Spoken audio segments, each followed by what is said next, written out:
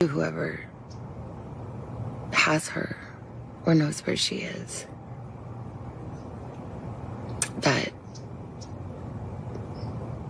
it's never too late.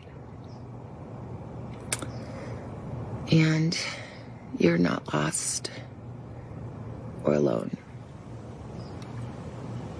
And it is never too late to do the right thing. Evening, Brett. The painstaking search of desert brush areas around Nancy Guthrie's neighborhood may, and I emphasize the word may, have just paid off. During their search today, as you just mentioned, investigators discovered a black glove just off the road. It appears to be similar to the gloves worn by the person seen on doorbell camera video at Nancy Guthrie's home in the early hours of the morning of Sunday, February 1st, right around the time the 84-year-old disappeared. Since the release of those videos by the FBI yesterday, thousands of tips have been flooding in, 4,000 calls to the sheriff's department alone. Now, one of those tips led to a man in Rio Rico, about 60 miles south of Tucson. He was detained Tuesday night and questioned for several hours, but then released without charge. In removing items from Annie Guthrie's home today, it's unclear whether they were law enforcement officers or members of the private security detail the Guthrie family is believed to have hired. 299 out of 300. That's how many deputies voted no confidence in their sheriff. 8 months later, an 84-year-old woman vanished from her home, and that sheriff is the one in charge of finding her. Nancy Guthrie. February 1st, 2:28 a.m. Her pacemaker goes silent. Someone disconnected it. Someone who had been inside her home. Someone who left their DNA on her personal items. DNA that matches no one with permission to be there. The doorbell camera captured one image before it went dark. A figure in black gloves, a gun visible in a holster. 2 miles away, investigators found that glove. DNA on it. It matches the surveillance footage. 3 ransom notes arrived. $6 million demanded. The family said they'd pay. The kidnapper never responded, never proved she's alive. The FBI deployed helicopter-mounted technology that hunts for pacemaker signals. They're running genetic genealogy. 30,000 tips have come in, but the sheriff sent the DNA to a private lab in Florida instead of FBI Quantico, against FBI requests. 1 week before Nancy vanished, he transferred the department's most experienced pilot. When she went missing, the search plane couldn't fly for 3 hours. 15 days later, no arrests. The DNA exists. The evidence exists. The dysfunction might have cost Nancy her life. This case involves the kidnapping of a vulnerable elderly woman and serious allegations of law enforcement misconduct. Viewer discretion is advised. If you're new here, subscribe now. We follow cases to resolution. We don't drop stories when they leave headlines. We update when developments happen. Your engagement brings Nancy closer to home every view. Every share amplifies this story to someone who might have seen something. Drop your location in the comments. To those who've been here, thank you. You're the reason cases like this reach millions. Now, let's get to what really happened. Nancy Ellen Guthrie, born January 27th, 1942. Fort Wright, Kentucky. 84 years old. She's lived in Catalina Foothills, Tucson, for over 50 years. Since the early 1970s, that neighborhood, with its saguaro cacti and mountain views, has been home longer than most of her neighbors have been alive. Her husband, Charles, died in 1988. He was 49, on a mining trip in Mexico. Nancy raised 3 children, Savannah, Annie, and Cameron. Savannah Guthrie, co-host of NBC's Today Show. That's the connection that made this case national news within hours. Nancy's health was failing. She used a pacemaker. Her mobility was severely limited. She couldn't walk 50 yards without assistance. Daily medication kept her functional. Without it, she was in constant pain. The state designated her a vulnerable adult. Age, mobility limitations, medication dependence, all the factors that made her an easy target. But Nancy was mentally sharp, independent, lived alone in the home she'd occupied for decades. Her family checked in regularly. Workers came and went for maintenance. A tight circle of people with legitimate access. On January 31st, 2026, Nancy had dinner with family. Card games. Normal evening. Her son-in-law dropped her off at 9:50 p.m. She went inside, phone on the counter, wallet in its usual place, medication in the bathroom. Everything normal. 11 hours later, she was gone. January 31st, 9:50 p.m. Nancy's son-in-law drops her at home. She walks inside, locks the door, goes to bed. This is the last time her family sees her. February 1st, 1:47 a.m. The Google Nest doorbell camera disconnects. Not a malfunction, someone disconnected it. But the system logged the timestamp, 2:12 a.m. 25 minutes later, the camera's software detects a person approaching. Motion sensor triggered, but no video is captured. The camera is already disabled. Someone is at Nancy's door, in the dark. At 2:12 inches the morning, 2:28 a.m. Nancy's pacemaker app goes silent. The device that monitors her heart rhythm stops transmitting data. 16 minutes after the motion detection, 41 minutes after the camera died. This is the window, 41 minutes. That's when Nancy Guthrie disappeared. The next several hours are blank. No activity, no alerts, no communication. 11:56 a.m. Nancy's family arrives at the house. They had plans. Nancy wasn't answering her phone. That wasn't like her. They find the front door locked. They have a key. They go inside. Nancy isn't there. Her phone is on the counter. Her wallet is in her purse. Her daily medication is in the bathroom untaken. Her bed looks slept in. But there's blood on the front porch. Not a large amount. Drops. Evidence of violence, not a massacre. The house shows signs of forced entry. How the person got in while the door was locked, investigators haven't said. 12:03 p.m. 7 minutes after arriving, the family calls 911. Pima County Sheriff's Office responds immediately. Initial theory: elderly woman with possible head injury wandered away. It happens. Disoriented seniors walk off, get lost, need search and rescue. They deploy deputies. K-9 units. Start a ground search. But then they review what little evidence exists. The camera disconnection, the pacemaker going dark, the blood. This isn't a wandering case. This is an abduction. They issue alerts. Vulnerable adult missing. Amber Alert equivalent. Media coverage begins within hours. Savannah Guthrie's mother, national story immediately. The FBI offers assistance. The sheriff accepts. Sort of. By evening, they've recovered one critical piece of evidence. The Google Nest camera was disabled, but the footage wasn't entirely lost. The system had backed up data to a digital repository before disconnection. Discarded data, considered inaccessible. The FBI's tech team retrieved it. One image, one frame. The person who approached Nancy's door at 2:12 a.m. Male, approximately 5'9" to 5'10", average build, black ski mask, black gloves, dark jacket, a backpack black, 25-liter, Ozark Trail hiker pack. Sold exclusively at Walmart. Gun visible in a holster on his hip.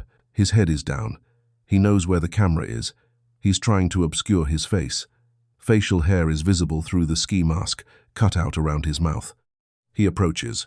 The camera detects motion, then nothing. 16 minutes later, Nancy's pacemaker goes silent. That's the timeline. That's what investigators know happened. What occurred inside the house during those 16 minutes or 41, depending on when he actually entered, remains unknown. No witnesses, no additional video, no 911 call from Nancy, just a timestamp, a disconnected camera, a silent pacemaker, and blood on the porch. By February 2nd, the FBI has deployed significant resources. By February 3rd, President Trump has called Savannah Guthrie, offering additional federal support. But Nancy is already gone, and every hour that passes reduces the chance they'll find her alive. The surveillance image gives investigators something to work with.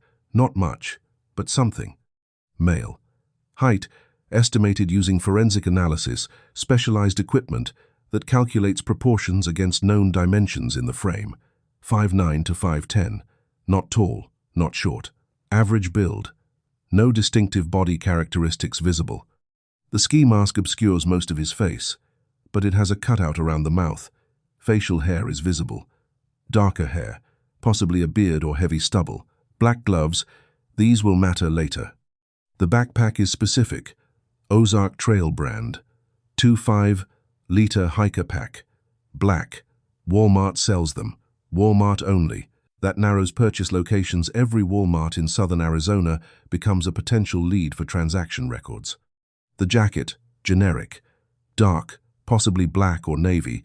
No visible logos. The gun. Holstered on his right hip. Visible in the frame. He came prepared for resistance. Nancy couldn't have fought back 84. Limited mobility, but he didn't know that. Or didn't care. The gun suggests planning. His behavior reveals awareness.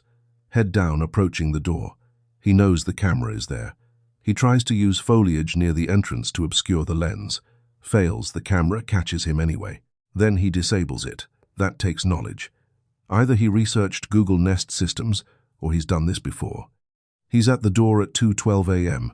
Not midnight. Not 3 a.m. 2:12 a.m. specifically. A time when residential neighborhoods are dead quiet, when even insomniacs are asleep. Calculated. Investigators have this image. They've enhanced it, analyzed it, released it publicly on February 10th. 30,000 tips have come in. Someone recognizes something. The backpack, the build, the location, but 15 days later, no arrest. During the massive search operation in the days after Nancy's disappearance, investigators collected evidence from a wide radius around her home. Garbage, discarded items, anything that might connect to the suspect. They found gloves, 16 of them, black gloves scattered across different locations. Most were useless. Deputies and FBI agents had been searching the area wearing black gloves. They'd been pulling items from vegetation, checking drainage areas, moving through rough terrain. Gloves got dirty, torn, contaminated. Deputies discarded them in the field. Sloppy protocol, but it happened. Investigators had to test each one to determine which, if any, belonged to the suspect. February 12th. One glove stands out, found approximately 2 miles from Nancy's residence, in a field near the side of a road, not in an area where searchers had been working. This glove is different. The material matches what's visible in the surveillance footage. The size, the style consistent with what the suspect wore. More importantly, it has DNA on it. The Pima County Sheriff's Office packages it, February 12th, late evening. Sends it overnight to DNA Labs International in Florida, not to the FBI lab in Quantico, not to the Arizona State Crime Lab, to a private contractor in Florida that the Sheriff's Office has a relationship with. The FBI requested the evidence go to Quantico. Faster processing, direct federal chain of custody, their top analysts available. Sheriff Chris Nanos refused. He told local news, "Why would we do that? Let's send them all to where all the DNA exists, all the profiles and markers exist."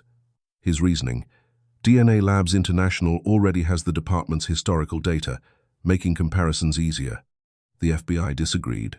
Privately, sources said Nanos blocked them from accessing the evidence directly. February 13th. The glove arrives in Florida. Lab technicians begin processing immediately. This is a high-priority case. National media coverage, FBI involvement, vulnerable elderly victim. It goes to the front of the queue. February 14th. Preliminary results come back. The glove has a DNA profile. Male. Unknown identity. Not in any law enforcement database. Not in CODIS, the FBI's national DNA index. Not a previous offender. No arrests. No military service. No government employment that would have required DNA submission. A ghost, genetically speaking. But the DNA exists. It's viable. It can be analyzed further. The FBI wants to enter it into CODIS once quality control is complete. Standard protocol usually takes 24 hours from preliminary results. The FBI releases a statement on February 14th. The gloves found approximately 2 miles from the Guthrie residence, in a field near the side of the road, were packaged up by the Pima County Sheriff's Office and sent overnight on 2/12 and arrived at their private lab. In Florida, on 2/13. The FBI received preliminary results yesterday on 2/14 and are awaiting quality control and official confirmation today before putting unknown male profile into CODIS. This process typically takes 24 hours from when the Bureau receives DNA. Investigators collected approximately 16 gloves in various areas near the house, Most of them were searchers' gloves that they discarded in various areas when they searched the vicinity. The one with the DNA profile recovered is different and appears to match the glove of the subject in the surveillance video. That last line is critical. Appears to match the glove of the subject in the surveillance video. They're confident. This isn't a searcher's glove. This isn't contamination. This is evidence from the suspect. The furthest glove collected was 10 miles from Nancy's home. This one, 2 miles away, is in a plausible discard location, someone fleeing the scene, tossing evidence out a car window while driving. But questions remain. Why would a suspect prepared enough to bring a gun, disable a camera, and disconnect a pacemaker? Why would that same person carelessly discard a glove? Panic? Oversight? Arrogance? Investigators don't speculate publicly. They have the DNA. That's what matters. The glove is evidence. The DNA can be traced. But it's not the strongest evidence they have. The strongest evidence is still inside Nancy's house. Forensic teams processed Nancy Guthrie's home for days. Every surface, every room. They're looking for DNA, fingerprints, trace evidence, anything the suspect touched or left behind. They find it. Inside the house, DNA that doesn't belong to Nancy. Doesn't belong to her family, Savannah, Annie, Cameron. All three have been swabbed, eliminated as matches. Doesn't belong to workers who've had access, maintenance crews, housekeepers, anyone with a legitimate reason to be inside. The sheriff's office compiled a list, tracked them down, swabbed every single one, all eliminated. This DNA belongs to no one with permission to be there. More significant, the location where the DNA was recovered. Investigators haven't disclosed exactly where in the house, but sources indicate it was found on Nancy's personal items. Not on a door handle anyone might casually touch, not on a surface a worker might have contacted during repairs, on items in her private space. Items that suggest direct, intentional contact with the victim or her belongings. Forensic analysts describe this as direct contact evidence. The person who left this DNA wasn't passing through. They were in Nancy's personal space, engaged with her environment. This isn't transfer DNA from a handshake that ended up somewhere random. This is deliberate presence. This DNA is more significant than the glove. The glove was 2 miles away. Defense attorneys could argue it was planted, contaminated, unrelated. Reasonable doubt exists. The house DNA? No reasonable doubt. Someone who shouldn't have been there was there. In Nancy's home. In her personal space. On February 1st, during the time she disappeared, the same lab processing the glove is processing this sample.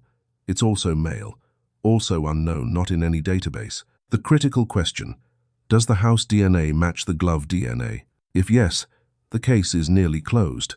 Same person touched items inside Nancy's home and discarded the glove. That's kidnapping. That's felony abduction. That's a conviction waiting to happen. If no, the investigation gets more complicated. 2 different male DNA profiles at the scene. Conspiracy, accomplice, or is the glove unrelated? Investigators aren't saying. But the house DNA alone is enough. This person exists. They left their genetic signature, and genetic genealogy can find anyone, given enough time. The science will solve this case. The question is whether the system will let it. February 14th, 2 weeks into the investigation. Evening, FBI and Pima County SWAT mobilize. 2 locations. Simultaneous operations. First location, a residence approximately 2 miles from Nancy's home. Federal search warrant, court authorized, meaning a federal judge reviewed evidence and determined probable cause existed. The team moves in. Mother and son are inside, both removed from the residence, separated, questioned extensively. Electronics seized. Phones, computers, tablets. Forensic teams will search for communication with Nancy's family. Research on the neighborhood, anything connecting them to February 1st. DNA swabs taken from both. Rapid testing available, results in hours, not days. No arrests. They're detained, questioned, tested, then released. Second location, same night. Traffic stop. Culver's restaurant area, East Orange Grove Road and North First Avenue. A person in an SUV is pulled over. FBI agents present. This isn't a routine traffic stop. They have a federal search warrant for this person too. The individual is questioned for hours. Inside the vehicle, DNA swabbed, then released. No arrests at either location. By Sunday, February 16th, reporters return to the first residence. The neighborhood is quiet, nice homes, closer together than Nancy's neighborhood. Cars in driveways, life continuing as normal. A reporter knocks. A woman opens the curtain briefly, looks out, then closes it, doesn't come to the door. A car in the driveway appears damaged prior accident, unrelated to the case. No one speaks, no statements. The family inside has nothing to say publicly. Behind the scenes, sources indicate investigators are leaning away from these individuals. The DNA likely didn't match. The timeline likely didn't work. The evidence likely pointed elsewhere. But the fact that federal search warrants were issued means something significant connected them to the investigation. A tip, a piece of evidence, a geographic link, something that rose to the level of probable cause for a federal judge. Whatever it was, it didn't pan out. Or it did, and they were eliminated as suspects. Either way, no charges filed. The investigation continues, but these raids signal something important.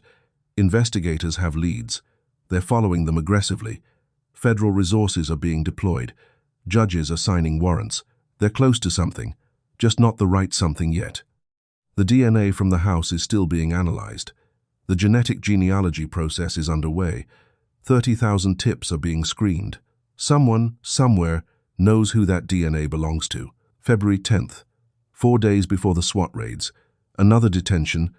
Carlos Palazuelos, delivery driver in the Tucson area. Lives in Rio Rico, Arizona, about 60 miles south of Tucson, near the Mexican border. Evening. Traffic stop at First Avenue and River Road. FBI agents present. They have questions. The FBI tells Carlos he looks like the person in the surveillance footage from Nancy's doorbell camera. Similar build, height, general appearance. Carlos is cooperative, doesn't resist, doesn't lawyer up immediately, answers questions.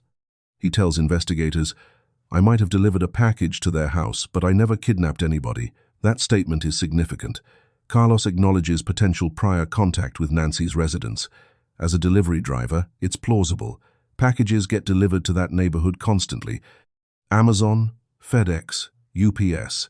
Independent couriers. Carlos could have been there legitimately. FBI agents execute a federal search warrant on his mother-in-law's home in Rio Rico. The home is searched thoroughly.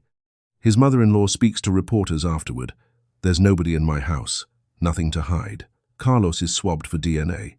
Rapid testing is conducted. The results come back fast, likely within hours. Not a match. The DNA from Nancy's house doesn't match Carlos. The glove DNA doesn't match Carlos. He's released. Investigators, according to sources, are leaning away from him as a suspect. The physical resemblance to the surveillance image was superficial. The DNA eliminated him definitively. Carlos goes back to work, back to his life. His name is now public. He identified himself to media, but he's not a suspect. He's a person who happened to look like someone in a grainy doorbell camera image. This is how investigations work. Leads get followed, people get questioned, most get cleared. The process narrows the pool, but it also means more time passes, and Nancy is still missing. Early February. A helicopter circles Nancy's neighborhood, Pima County Sheriff's Office markings, but the equipment attached to it? That's FBI. The helicopter hovers unusually low. Search and rescue helicopters typically move in sweeping patterns, covering ground quickly. This one doesn't move. It hovers, stays in one location for 3 minutes, sometimes longer, then shifts to a new position, hovers again. Neighbors notice. Reporters notice. What is it doing? Signal sniffer. That's the term investigators use. A device mounted on the helicopter's skid. FBI technology sent in specifically for this case. It detects electronic signals, specifically medical devices, pacemakers. The device transmits a signal faint, but detectable if you're close enough with the right equipment. Nancy's pacemaker went silent at 2:28 a.m. on February 1st, but the device itself might still be transmitting. If someone removed it from her body, investigators don't speculate about that scenario publicly. It could still emit a signal. If Nancy is deceased and the pacemaker is still in her body, it could still transmit for a period of time, depending on conditions. The signal sniffer is designed to hunt for that transmission. From the air, low altitude, slow speed, hovering patterns to maximize detection time. There's a problem. The device also detects other electronics, AirPods, smart appliances, watches, phones, anything with Bluetooth or similar wireless transmission. In a residential neighborhood, that's hundreds of signals. Filtering through them to isolate a pacemaker's specific frequency is difficult. It's imperfect science. The technology is relatively new. The FBI considers it somewhat experimental. NewsNation reporter Libby Dean confirmed with FBI sources in Washington, D.C., that the Bureau deployed this technology in Tucson. It's been used in prior cases, missing persons, abduction scenarios where the victim has a medical device. Whether it detected Nancy's pacemaker remains unknown. No public statements from investigators. No confirmation that the signal led to any discoveries. The helicopter was observed hovering over Nancy's house, her side yard, the backyard, then over open desert terrain nearby.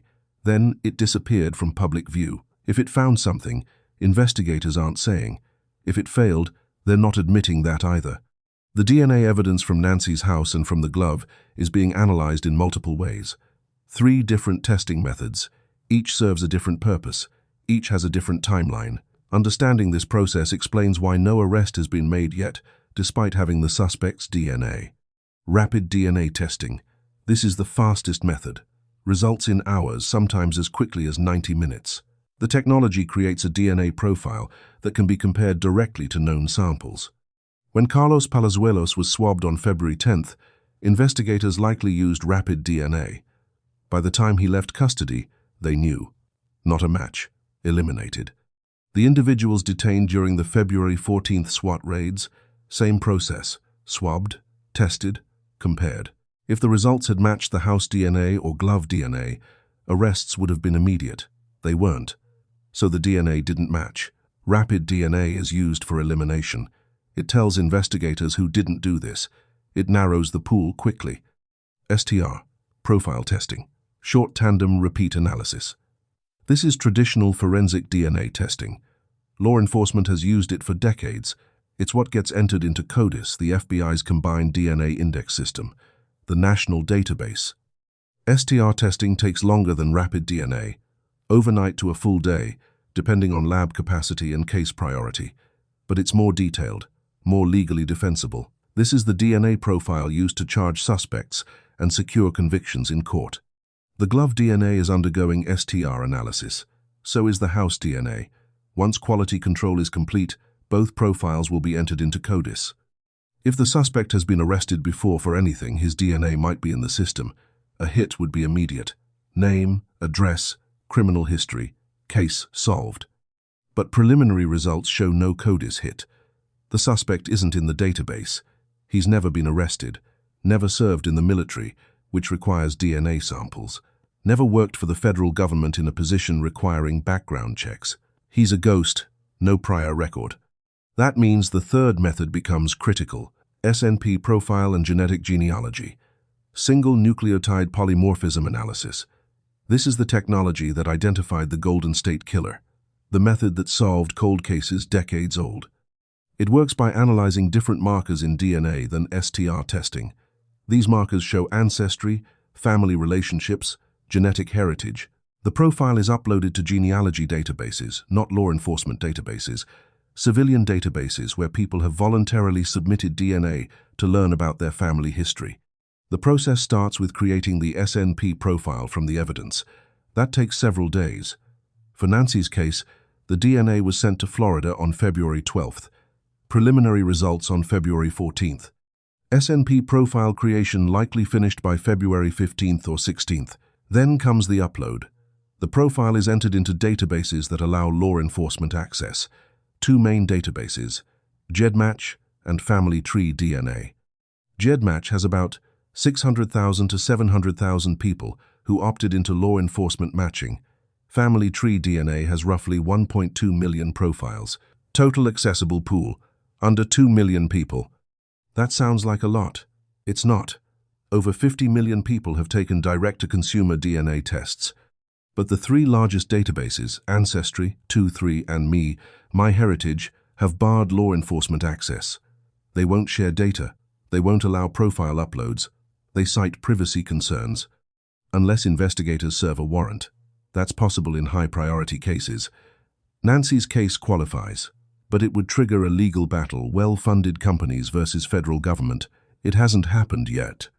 So investigators work with what they have. Under 2 million profiles. Once the profile is uploaded, the database returns a list of matches, people who share DNA with the unknown suspect.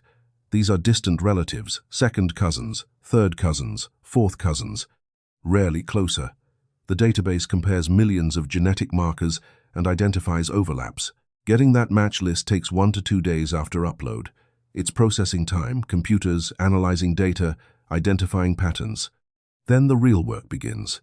Genetic genealogists, specialists, trained in both genetics and traditional genealogy, build family trees. They identify the common ancestors these distant cousins share with the suspect. They trace lineages forward, generation by generation, to narrow down possibilities. This process is fast or slow depending on one factor: ancestry. If the suspect has deep roots in the United States and primarily Northwest European ancestry, the databases have more relatives, more data. The genealogist can build trees quickly. Identification can happen in hours or days. If the suspect is of Latin American descent with recent immigrant ancestors, the databases have far fewer relatives, less data. The process takes weeks, months, sometimes years. Nancy's case? Unknown. The suspect's ancestry hasn't been disclosed. Investigators are working the case now. A skilled genetic genealogist is analyzing the matches. It could break tomorrow, or it could take months. But here's the certainty. If the DNA is good, identification is inevitable. Genetic genealogy has a near 100% success rate given enough time and database access. The person who left DNA in Nancy's house will eventually be identified. The question is when, and whether it will be soon enough. February 3rd, 2 days after Nancy vanished. A ransom note arrives. Not to the family, to the media. TMZ, KOLD 13 News, KGUN 9 Tucson stations all receive the same message. The demand: $6 million in Bitcoin. Cryptocurrency, untraceable if done correctly. The note includes a Bitcoin wallet address, instructions for payment. The deadline, February 5th, 5 p.m. The family is informed immediately. Savannah, Annie, Cameron, they discuss with FBI. The standard advice: don't pay without proof of life. Kidnappers often take the money and kill the victim anyway. Or they were never holding the victim at all, just opportunists who saw a news story and tried to extort money. February 5th, 5 p.m. The deadline passes. No follow-up communication. No proof Nancy is alive. No second message explaining how to make payment. Nothing. Silence. Then a second deadline appears in the original note. February 9th, 5 p.m. Another chance to pay. Another opportunity for the kidnapper to demonstrate control, provide evidence, negotiate. February 9th. That deadline also passes. Still no communication. This is unusual. Kidnappers who demand ransom typically maintain contact, provide updates, show proof the victim is alive, a photo, a video, something current. They create urgency, pressure, fear. They make the family believe payment will result in safe return. This kidnapper does none of that. Demands money, then disappears. Then a second ransom note arrives. Different sender. This person claims to have information about Nancy's location or condition. The demand: 1 Bitcoin, at current exchange rates, approximately $66,000 to $70,000. The family doesn't know if this is the actual kidnapper or another opportunist. The note provides no proof, no verification, nothing that demonstrates legitimate knowledge of Nancy's whereabouts. Then, a third note, to TMZ again. The demand: the full FBI reward. The Bureau had increased the reward from $50,000 to $100,000 on February 9th. This note writer wants all of it. Harvey Levin, TMZ founder, appears on CNN to discuss the notes. He describes them as varied in tone, sophistication, credibility. Some seem like scams, some seem more serious. All are forwarded immediately to FBI. February 10th. A Bitcoin transaction occurs. Approximately $152 sent to one of the provided wallet addresses. The amount is tiny compared to the demands. Not the family. They wouldn't send $152 when the demand was $6 million. Likely a test payment from someone trying to verify the wallet was real, or a scammer hoping to confuse investigators, or an unrelated person who somehow obtained the wallet address.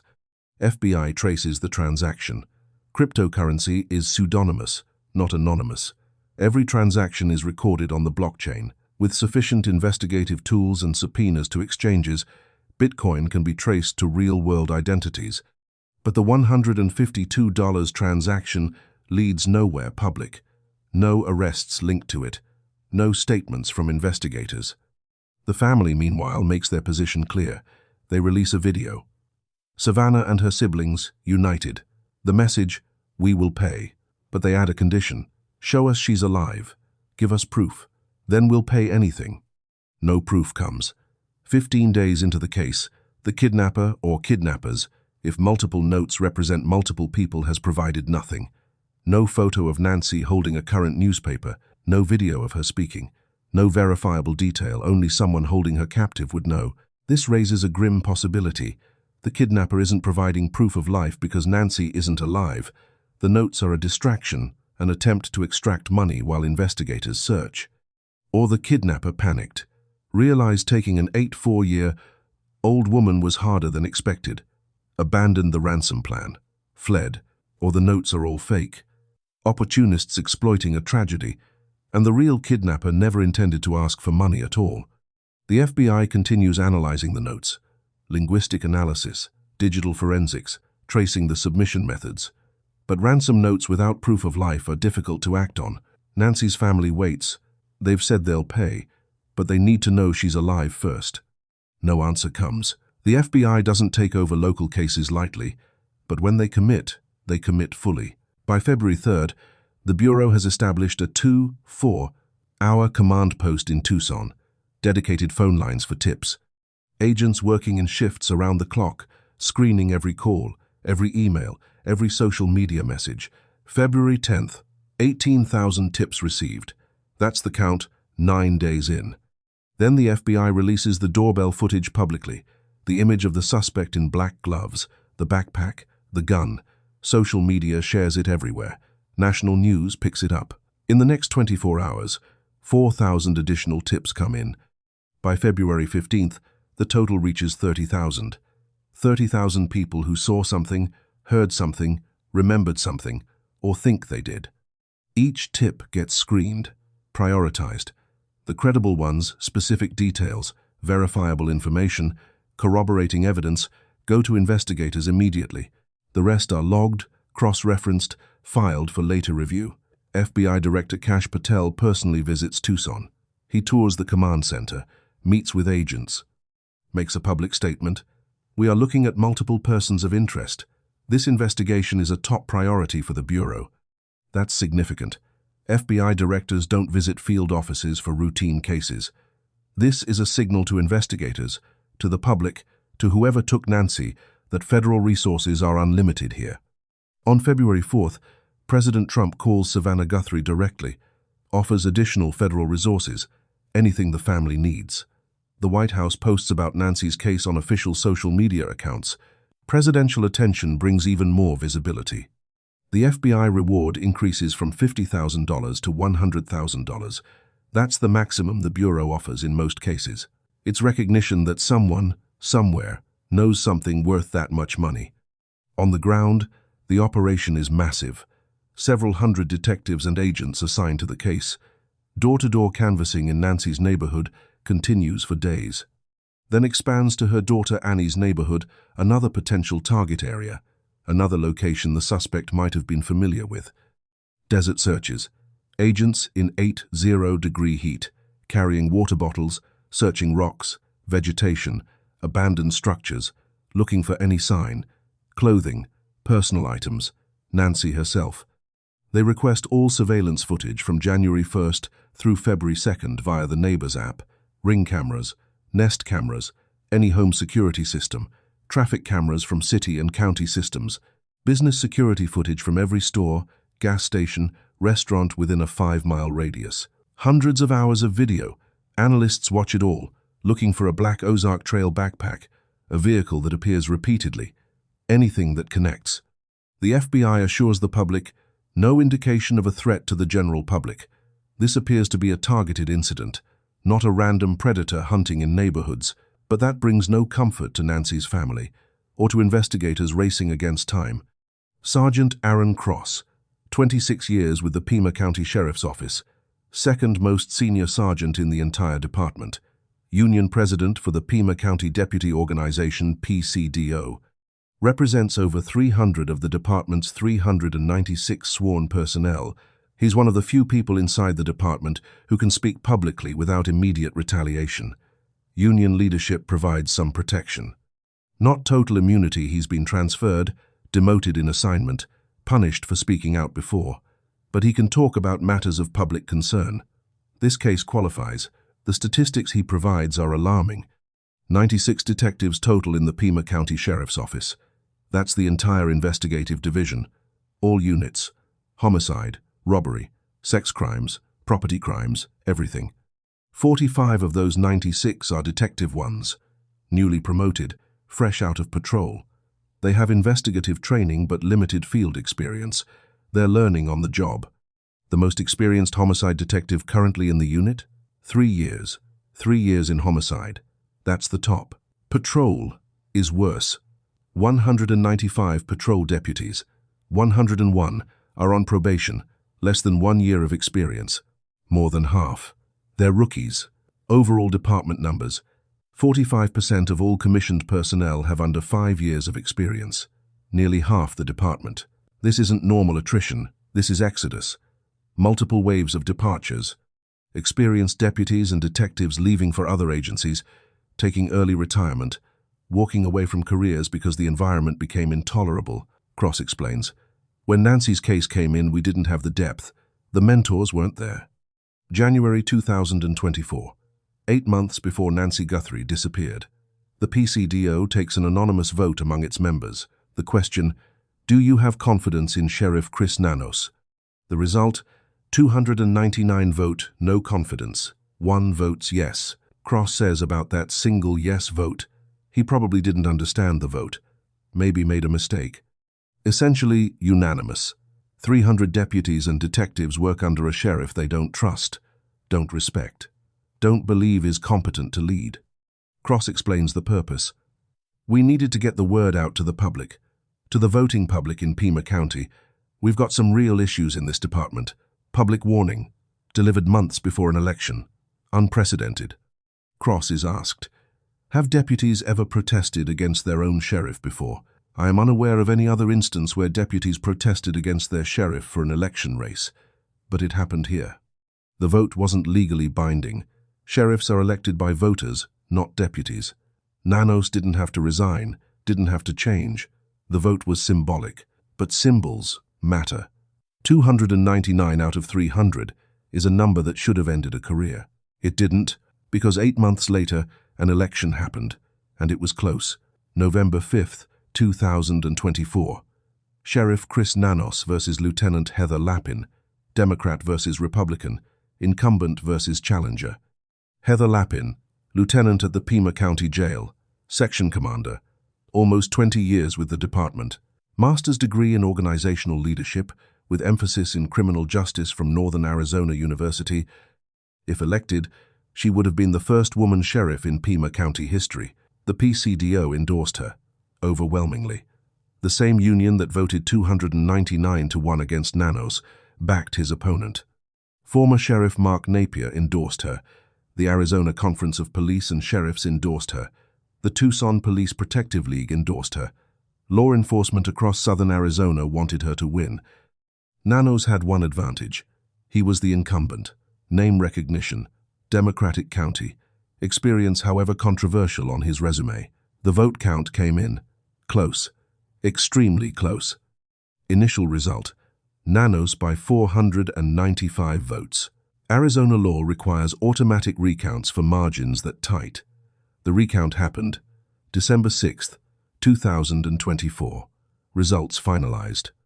Nanos won by 481 votes. Not 495, 481. Out of roughly 400,000 ballots cast, 481 votes separated them. Heather Lapin came within 0.1% of becoming sheriff. If 241 voters had changed their minds, just 241 Lapin wins. The deputies who voted no confidence 8 months earlier, many of them voted in November. They voted for change.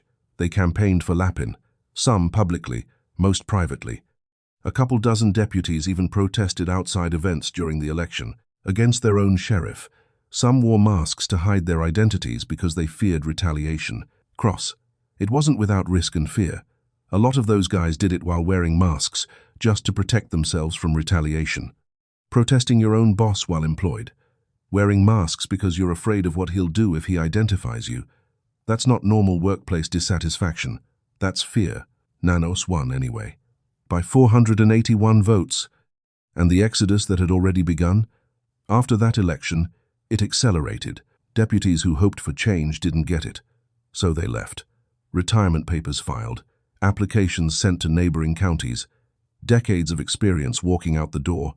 Which is why, when Nancy Guthrie vanished on February 1st, 2026, the department had 101 deputies on probation and 45 newly promoted detectives. Cross became union president in 2023.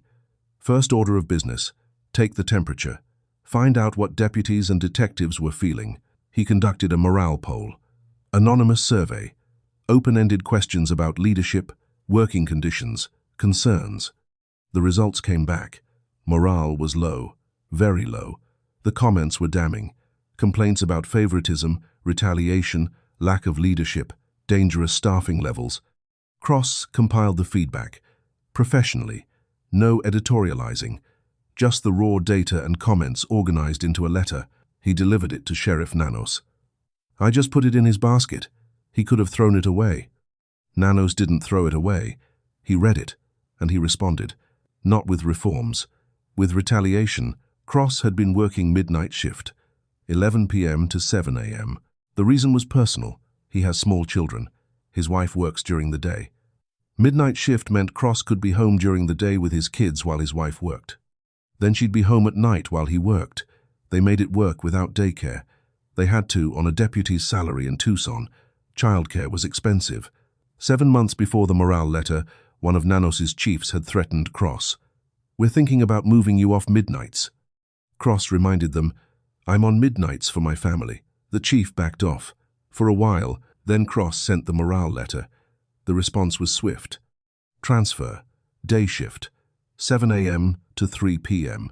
Exactly when Cross couldn't work without destroying his family's childcare arrangement. Chief Deputy Castigar, who has since left the department, later confirmed to reporters, the transfer was designed to hurt his family. That was the explicit goal. Punish Cross by making his home life impossible. The new assignment made it worse. Cross wasn't transferred to a patrol squad, or a detective unit, or any role appropriate for the second most senior sergeant in the department. He was assigned to the phone reports desk, taking calls from citizens reporting minor crimes, stolen property, vandalism, garden hoses taken from front yards. Cross, if your garden hose gets stolen and you want to make a phone report, I'm handling those currently. 26 years of experience. Second most senior sergeant, taking stolen garden hose reports. Cross, I'm the first and only sergeant in the history of our department ever working that position. It's normally reserved for injured deputies so they can still work while they're recovering from their injuries. A desk job for injured cops. That's where the sheriff put his second most senior sergeant for sending a morale survey. Cross also faced suspension, filed a federal lawsuit alleging violations of his free speech. The lawsuit stemmed from Cross campaigning for Heather Lapin while wearing department clothing. Union president advocating for his members by supporting the opponent. Nanos suspended him for it. The lawsuit is ongoing, but Cross is still at the phone reports desk, still answering calls about stolen garden hoses. Still the union president, still speaking out, because someone has to. Chris Nanos, 48 years in law enforcement, by his own account. 40 years with the Pima County Sheriff's Office specifically. 2015, appointed interim sheriff for 1 year after the previous sheriff resigned. 2016, ran for election, lost to Republican Mark Napier. Also 2016, the FBI investigated Nanos. The details of that investigation have never been fully disclosed publicly. But it happened. Federal agents looking into the interim sheriff's conduct. Whatever the FBI found or didn't find, the investigation ended without charges, but it left a mark. Nanos saw it as a betrayal, an attack, an attempt by federal law enforcement to undermine him.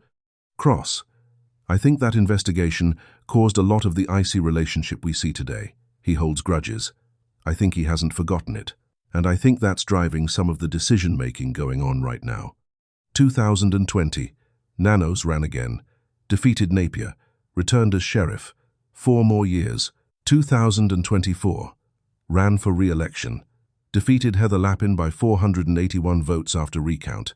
His tenure has been marked by lawsuits, more than 24, jail deaths, traffic accidents involving sheriff's vehicles, wrongful termination, constitutional violations, civil rights claims.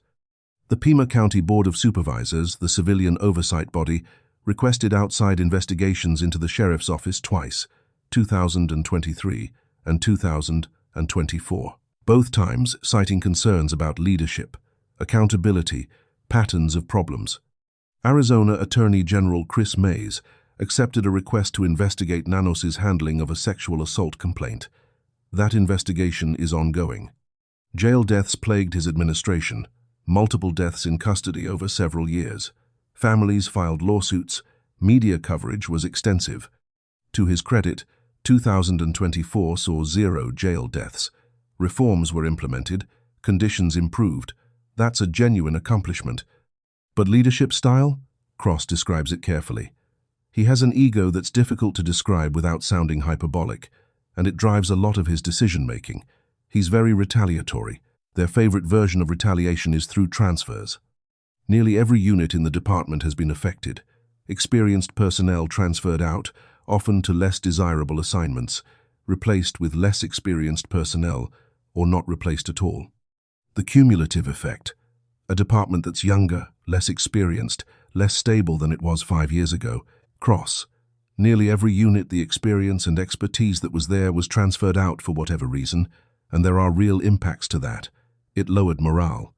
When Nanos needed his department to be at full strength February 1st, 2026, when an 84-year-old woman vanished, it wasn't ready. The 2016 FBI investigation, 10 years in the past, ancient history by most standards, but not to Nanos. Cross believes it still drives decisions today. This comes from 2016. That investigation caused the icy relationship we see today. I don't think he's forgotten it. I think that's driving some of the decision-making going on right now. When Nancy Guthrie vanished, the FBI offered full assistance immediately. Resources, technology, personnel, expertise. Nanos accepted some of it, but not all, and not without conditions. The DNA evidence, glove and house samples, was sent to DNA Labs International in Florida, a private contractor. The sheriff's office has a relationship with them. A contract, prior cases processed there. The FBI requested the evidence go to Quantico, their lab, their analysts, federal chain of custody, faster turnaround, given case priority. Nanos refused. Publicly, he explained, "Why would we do that? Let's send them all to where all the DNA exists, all the profiles and markers exist." His reasoning: the Florida lab already has the department's historical DNA data, easier comparisons, established relationship. But behind the scenes, FBI sources told reporters a different story. Nanos blocked them from direct access to evidence, made the investigation harder by insisting on routing everything through the sheriff's office first. There's more. A couple nights ago, sources told reporters in mid-February, there was some critical information that wasn't shared with the FBI. They just didn't tell them. What information? Not disclosed, but significant enough that federal agents complained internally about being kept in the dark by their local partners. Cross is blunt about what he sees happening. This case has become an ego case for him. This is our chance to one-up the FBI, or to show that we're as good as the FBI. And I'm not sure that should be driving decision-making. The crime scene. Nanos later admitted they gave up the scene probably a little too early. Investigators processed Nancy's house, collected evidence, then released it back to the family. Days later, they needed to return, should have kept it secured longer. Cross. Maybe with the permission of the family, we could have put up crime scene tape after the search warrant was concluded, just with the understanding, hey, we're probably going to have to come back out here. Basic crime scene management. But the decision was made to release it. Now, they're asking permission to come back. Is cooperation between FBI and Sheriff's Office improving? Cross doesn't hesitate. If there's any efforts to mend the fences between them, it's only because of public pressure for him to do so. Not because it's the right thing to do. Not because Nancy's life might depend on it. Because the media is watching. What should have happened? Cross is clear. The right decision would have been the best decision for the Guthrie family, but also for our detectives and Pima County citizens. By deciding early to turn this over to the FBI and us take a supportive role, I think it would have been the best decision. The FBI could have brought thousands of investigators, resources the Sheriff's Office can't match, expertise in high-profile kidnappings, technology, databases, experience. Instead, the entirety of CID, the Criminal Investigation Division, was pulled to work Nancy's case. Every detective, full-time, 96 people, many of them inexperienced, working 70 to 80-hour weeks. Cross. They still have other cases that aren't being worked as well as they could be. And the bad guys aren't giving us a break because we're working this case. The calls and the crimes are still coming in. These cases are getting put on the back burner. Other victims, other families, other crimes, all waiting while every available detective works Nancy's case. If the FBI had been given lead role from the start, the sheriff's detectives could have supported, provided local knowledge, assisted where needed, then gone back to their regular caseloads. But that's not what happened, because ego got in the way. January 25th, 2026, 1 week before Nancy Guthrie disappeared, a tactical flight deputy 17 years of experience in the air unit was transferred out. Back to patrol, removed from the plane. The reason? Minor demeanor complaints. Issues with how he interacted with some personnel inside the unit. The department's response? Informal discipline, then transfer. Cross disagrees with that decision. Informal discipline, and perhaps a special observation, probation would have been more appropriate. It would have kept that asset ready and addressed the problem with the employee. The asset Cross is referring to? The plane itself. It's the most valuable law enforcement asset in southern Arizona. If it moved to Phoenix, it would be the most valuable asset in Phoenix. It's that good. The plane carries high-definition cameras, FLIR, forward-looking, infrared, night vision, zoom capabilities that can read license plates from 1,000 feet. Two-person crew, a pilot and a tactical flight deputy who operates all the camera systems. Every local agency wants to use it. Federal agents request it. State police want access. It's shared resource, but it's Pima County's pride. When Nancy disappeared, the plane couldn't fly immediately. The crew was incomplete. The tactical flight deputy had been transferred. No replacement had been trained. So they used the helicopter instead. There was a pilot at the hangar. They got airborne. But helicopters don't have the same camera capabilities, and the flight pattern was limited. Eventually, they called the transferred tactical flight deputy back. He came in, they returned to the hangar, prepped the plane, got it airborne. 2 to 3 hours wasted. From the time of the 911 call to the time the plane was operational and overhead. Cross. That day, they would have been up quickly, and perhaps the searchers, because when this first came out, we initially believed it was an elderly person who may have bumped their head and walked away. Having that plane up with its capabilities would have allowed the search and rescue team, in my opinion, to more quickly realize that she's not in the area. Maybe we need to start looking somewhere else and thinking about this differently, especially considering the blood drops. Blood on the porch, not a wandering case, an abduction. The plane would have seen that immediately from overhead, redirected the search faster, but the plane was grounded because of demeanor complaints. Cross is asked, is Pima County unusual? Do deputies in other counties have these issues with their sheriffs? No. In the counties next to us, their sheriffs are very popular. Pinal County is directly to our north. Their deputies adore their sheriff. Pinal County, same state, same laws, same union structures, same pay scales, roughly, but completely different relationship between deputies and sheriff. Cross. Ours is different because of how he runs the department and the retaliation they do to deputies that speak up or even are perceived to be against Nanos. Perceived. You don't even have to actually oppose him. If he thinks you're against him, that's enough. Cross. Because of that, we had a couple dozen deputies protest with me against the sheriff during the last race, and I am unaware of any other instance where deputies protested against their sheriff for an election race. Unprecedented in Arizona. Maybe unprecedented nationally. Deputies protesting their own employer, their own sheriff, publicly, desperately hoping voters would fire him. Voters didn't. By 481 votes, Nanos kept his job. And the dysfunction continued. The question: do you think these issues have impacted the Nancy Guthrie investigation? Cross doesn't hesitate. 100%. 100%. He explains. The experience level inside our CID, like I said, they are hard-working people, but everybody needs mentors. I cannot imagine starting as a new deputy or when I was a detective and not having mentors to help me out. You need that. They make you better. High-profile cases? You need veterans, people who've worked kidnappings before, who know what to look for, who can guide younger detectives through the process. When you have questions or when you have a high-profile case, they're the ones you want to go to.